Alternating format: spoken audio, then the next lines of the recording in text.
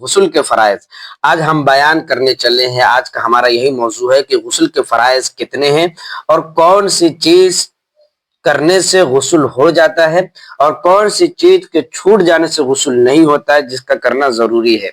یاد رکھیں اسی تعلق سے ہم آج بات کریں گے، تھوڑی بہت بات کریں گے انشاءاللہ۔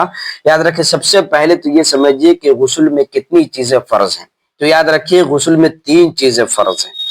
3 کام اگر کسی نے کر لیے تو اس کا غسل ہو گیا، ناپاکی سے وہ پاکی کی طرف آ گیا، ناپاکی سے وہ پاک ہو گیا۔ 3 چیزیں کیا ہے؟ سب سے پہلے کیا ہے کہ کلی کرنا، سب سے پہلے کیا ہے؟ کلی کرنا، کلی کرنا۔ اور دوسرا یہ ہے کہ ناک میں پانی ڈالنا، ناک میں یہاں تک نتنے تک پانی ڈالنا، ناک میں پانی ڈالنا۔ تیسرا کام یہ ہے کہ سارے بدن پر پانی اس طریقے سے بہائے کہ کہیں بھی سوکھا نہ رہے۔ تو یہ 3 کام یاد ہو گئے آپ کو کہ کلی کرنا، نمبر 1 کلی کرنا، نمبر 2 ناک میں پانی ڈالنا، نمبر 3 سارے بدن پر پانی بہانا۔ اس سے آپ کا غسل ہو جائے گا۔ اب اس میں بڑا مسئلہ یہ آتا ہے کہ اگر بدن میں بال برابر بھی سوکھا رہ گیا، مثال کے طور پہ پورا اچھے سے بھگایا اور تھوڑا سا یہاں پر بھیگا رہے تو کیا پھر سے غسل کرنا پڑے گا؟ تو یاد رکھیے ایسی صورت میں آپ کو پھر سے غسل کرنے کی ضرورت نہیں ہے۔ اس کے لیے آپ کو کیا ہے کہ تھوڑا سا پانی لیجئے اور جہاں پر سوکھا ہے وہاں پر پانی سے ہلکا بھگو لیجئے، اس طرح کر دیجئے، آپ کا وہ درست ہو جائے گا۔ اسی طریقے سے کلی آپ نے نہیں کیا یا ناک میں پانی نہیں ڈالا اور آپ نہا لیے، نہانے کے بعد یاد آ رہے یار کلی بھی نہیں کیا میں نے، ناک میں پانی نہیں ڈالا، تو پھر آپ پھر سے غسل کرنے کی ضرورت نہیں ہے۔ آپ پھر سے ایک پانی لیجئے اور پانی سے کلی 3 مرتبہ کلی کر لیجئے، 3 مرتبہ ناک میں پانی ڈال لیجئے، آپ کا غسل ہوگا۔ تو یاد رکھیں ایسی صورت میں کہ کوئی بھی کام اگر آپ کا چھوٹ جائے تو پھر سے دوبارہ غسل کرنا ضروری نہیں ہے۔ جو کام چھوٹ جائے اس کو بعد میں کر لینے سے وہ آپ کا وہ ادا ہو جائے گا۔ اسی طریقے سے یہ بات یاد رکھنے کی کہ بہت سارے لوگ سوال کرتے ہیں کہ عورت جو نہاتی ہے تو اس کا سر کا بال بھی پورا بھیگنا چاہیے یا نہیں؟ یاد رکھیے ایسی صورت میں کہ اگر عورت کے بال بندھے ہوئے ہیں تو ایسی صورت میں اگر بندھے ہوئے ہیں اور بندھے ہوئے ان کو اندر تک پانی پہنچانا ان کے لیے آسان ہے تو پورا بال کے ایک ایک کھال تک پانی کو پہنچ جانا ضروری ہے، اور پہنچ گیا تو اس کا غسل ہو جائے گا۔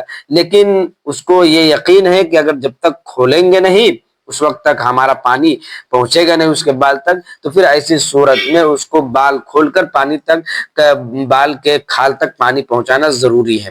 لیکن اگر ایسی صورت نہیں ہے، اس کو یقین ہے کہ بال نہیں کھولیں گے، اب اگر بال کھولے ہوئے ہم پانی پہنچا سکتے ہیں تو پھر کوئی حرج نہیں، وہ پانی پہنچا سکتی ہے اور اس کا غسل ہو جائے گا۔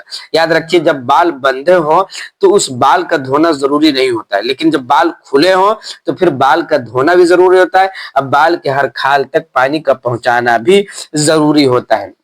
اسی طریقے سے نتھ وغیرہ پہنے ہوئے ہیں، کیا کہتے ہیں، نتھ پہنے ہوئے ہیں، کوئی انگوٹھی پہنے ہوئی ہے، کوئی کچھ پہنے ہوئی، اسی کو پہن کے آپ نہا رہے ہیں تو پھر ایسی صورت میں آپ کو اس کو ہلا لینا ضروری ہے تاکہ ایسا نہ ہو کہ اس میں پانی نہ پہنچے اور ہمارا غسل نہ ہو۔ تو بدن کے ہر کھال تک پانی کا پہنچنا ضروری ہے۔ کوئی بھی صورت ہو آپ کچھ بھی پہن کے نہائے لیکن اس کو ہلا لے یا اس طریقے سے کر لے کہ اس کھال تک پانی پہنچ جائے۔ اسی طریقے سے آٹا وغیرہ بہت ساری عورتیں گنتی ہے تو یہ چپکا رہتا ہے، پانی پہنچتا ہی نہیں ہے تو اس سے اس کا غسل ہوتا ہی نہیں۔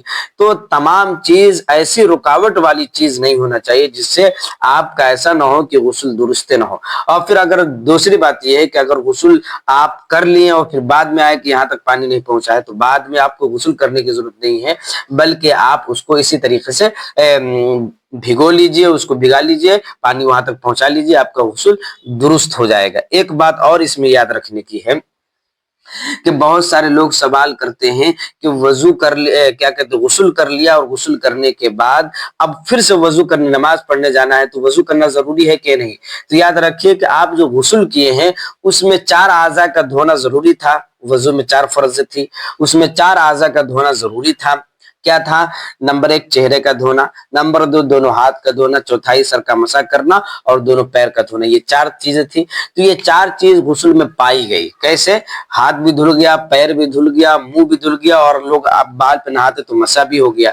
तो नियत का करना जरूरी नहीं है, वजू के लिए नियत का करना या वजू का इरादा करना ये भी जरूरी नहीं। सिर्फ ये 4 काम जैसे भी हो गए हो उसका गुस्ल हो जाता है, उसका वजू हो जाता है। लिहाजा ऐसी सूरत में कहा जाएगा कि उसका गुस्ल में जो गुस्ल किया है उसका वजू भी हो गया और वो नमाज पढ़ सकता है। अब दोबारा उसको वजू करने की जरूरत नहीं।